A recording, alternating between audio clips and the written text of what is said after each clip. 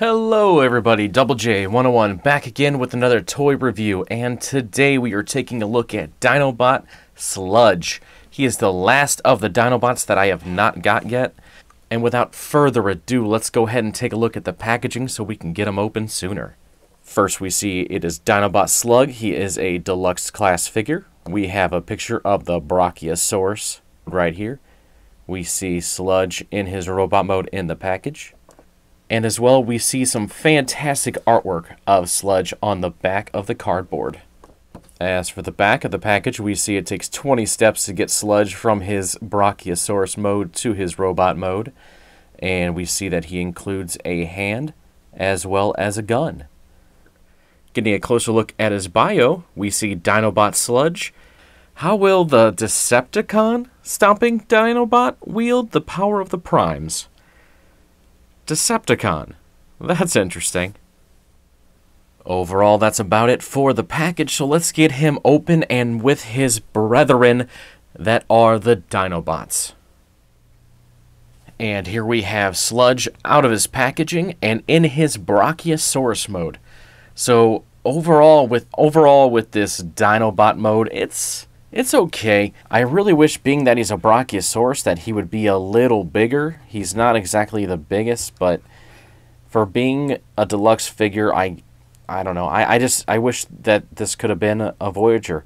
Pretty much out of any of the Dinobots besides Grimlock, since he is a Voyager, this is one I do wish could have been a Voyager due to the type of dinosaur he is. But before I get too much more into him, let's go ahead and take a look at what came in his packaging. First, we have the fist that can be used with Volcanicus, which is pretty much included in all the deluxe figures.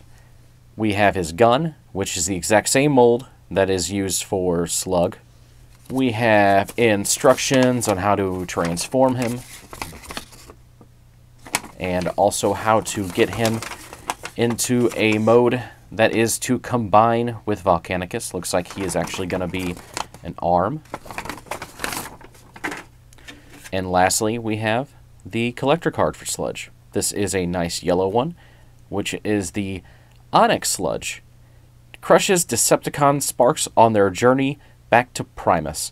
Which, it's kind of funny when you read this and you see that he crushes Decepticons, but as you saw on the package, it says he is a Decepticon. So I don't know. It's funny that they get those little misprints on the box, but at least they nailed it on this part, because he's clearly an Autobot. Now, to take a little better look at the figure himself, let's go ahead and check out the molding detail throughout the figure, which is pretty nice throughout. We have the clear plastic up here to see through, to see the gold plastic inside. Same with the back here on the legs. You get that nice molding detail on the inside of the plastic. You get it back here on the tail as well. You get nice molding detail in the back of the dinosaur, all the way through his back and up top. You get a little bit of black and red paint. You can see the red Autobot logo right about there, as well as the Autobot logo on his head.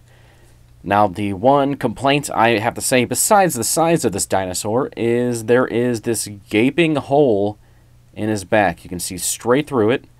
I know these are the wings of the robot mode, so I'm not too sure if that's why they're see-through. I don't understand why they would be see-through just because they're wings, but yeah, it's there. It's strange. I just don't like it. I just wish they could have filled that in, or I don't know, did something to it. It just really is not exactly what I would want on my figure. I just don't like gaping holes like that. Now, for comparison, let's go ahead and bring the Dinobot team in. So next we have Swoop, Slug, Snarl, right about there. And in the back, we'll put Grimlock. So he is about, the same size as everybody else except for Grimlock, because Grimlock is a little bit bigger. I don't necessarily agree with the size, like I said before, but it's what it is. It's a deluxe class figure. It's a $15 to $17 figure, so you get what you pay for, I guess.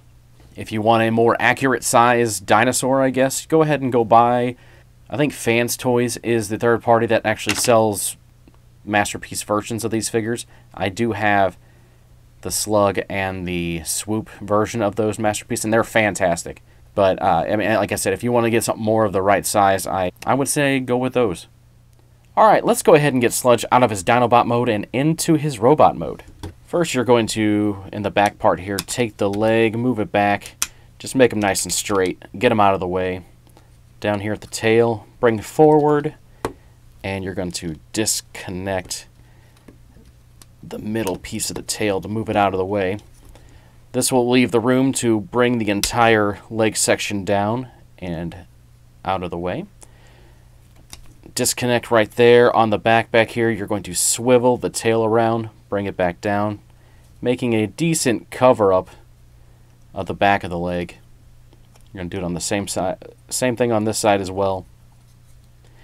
These legs, these Dinobot legs will actually go back, and there is a little peg right about there that these will actually clamp into, like so. And that will actually hold that into place right there. Do the same thing on this side, click it in, and there you go. That will stop the movement of any parts of the legs down below. Then, here in the crotch area, you are going to swivel this around, like so.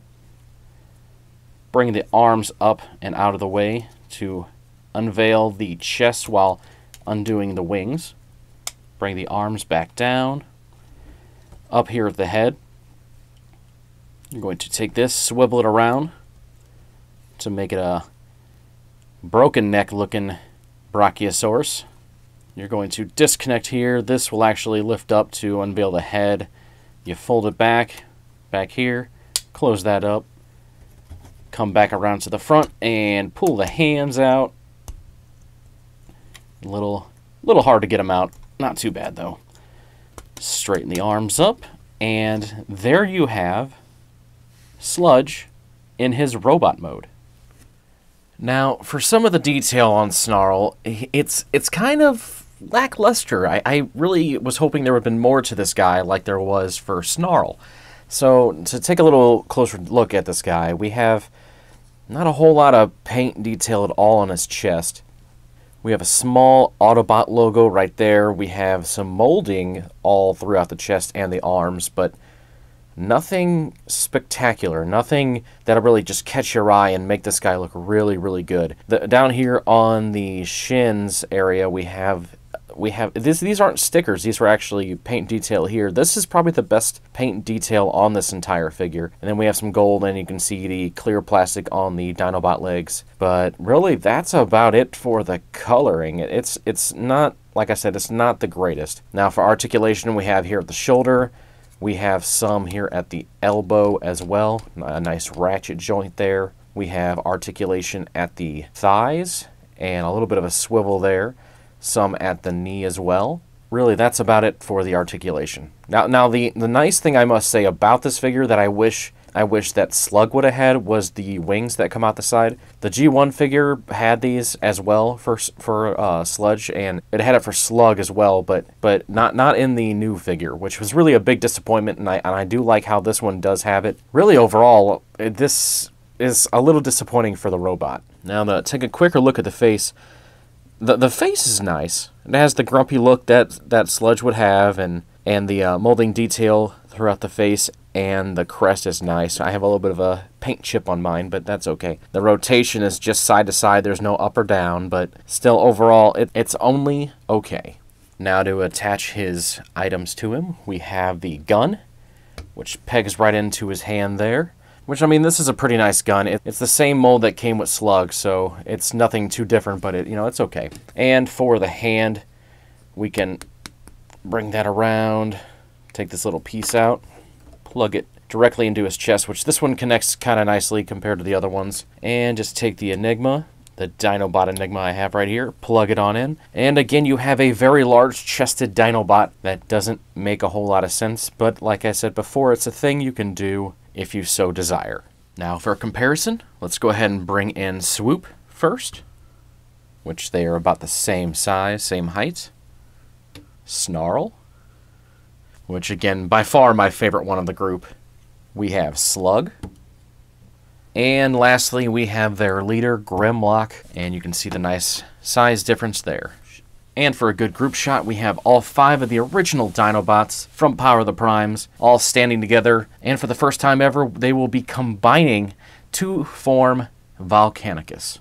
Now, as always, over here to the right, we will have a picture of G1 Sludge, so you can get a good comparison, see if this is one that would fit your liking, maybe to be something you'd want to add to your collection.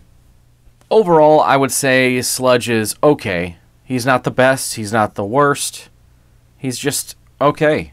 I mean, just the detail on this figure, it could have been so much more. I had so much higher hopes for this guy because of when I got into Snarl, it really set apart from the other ones.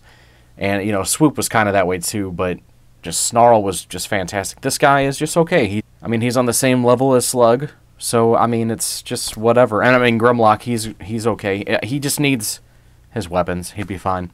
But overall, that's about it for this video. Please stay tuned. I will have a combination video coming either later this week or next week with all 5 Dinobots combined into Volcanicus. We'll go through that whole spiel of how to actually get them connected and get them into however you want to connect them. So like I said, stay tuned for that.